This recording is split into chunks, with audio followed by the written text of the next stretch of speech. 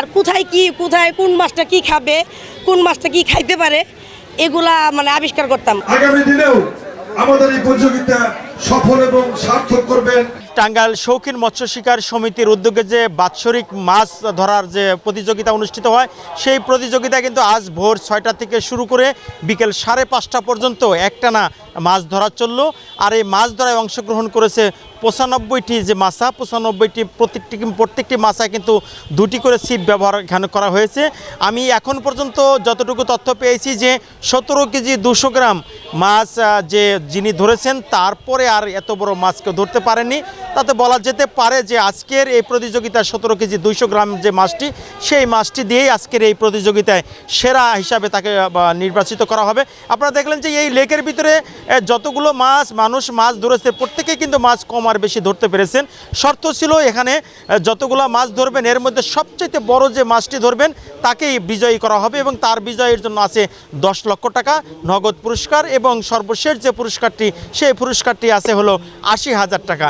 এর মধ্যে আমরা দেখেছি যে অনেকে মাছ ধরেছেন ৭ KG, ৮ KG, ১০ KG, ১২ KG, ১৪ KG এবং ৩ কেজি, ৭ কেজি, ৮ কেজি সকলেই কিন্তু এইভাবে মাছ ধরেছেন। এই অবস্থার ভিতরে আমরা কিছুক্ষণের মধ্যে সেই পুরস্কার করবেন টাঙ্গাইল সম্মানিত জেলা প্রশাসক। এখন চলে যাব সেই পুরস্কার বিতরণ অনুষ্ঠানে, যেখানে পুরস্কার দেওয়া হবে যারা প্রতিযোগিতায় ফার্স্ট, সেকেন্ড, থার্ড এবং আরও যা হয়েছে তাদেরকে। আমরা চলে যাচ্ছি ঠিক সেখানে। মাছ মারা সেটা হলো একটা শৌখিন ব্যাপার। আর যারা আমরা সারা বাংলাদেশ ঘুরে ঘুরে মাছ মারি, মাছ ধরাটা যতটা খুশি, মাছ উঠালে আরও বেশি খুশি লাগে। মাছটা নিয়ে খেলা করে তখন যে কতটা ভালো লাগে, মানে সবচেয়ে বেশি ভালো লাগে যে মাছ নিয়ে খেলতেছি, পিছনের দিকে তাকাই দেখি যে অনেক মানুষ, তখন যে এত ভালো লাগে যে আসলে এই ভাষায় প্রকাশ করা যাবে না। আমার খুব ভালো লাগতেছে, পুরস্কার পাইছি।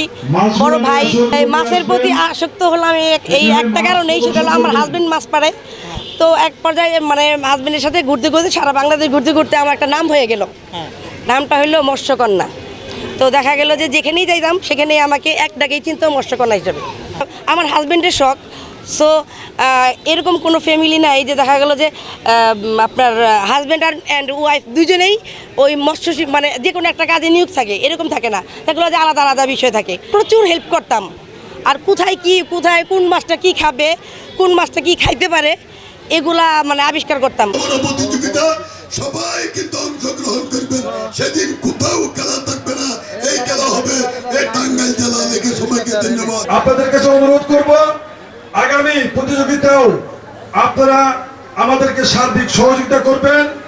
এইবার যেরকম ভাবে সারা বাংলাদেশ থেকে আপনারা এসেছেন এবং আমাদের প্রতিযোগিতা সার্থক এবং সফল করেছেন, আগামী দিনেও আমাদের এই প্রতিযোগিতা সফল এবং সার্থক করবেন।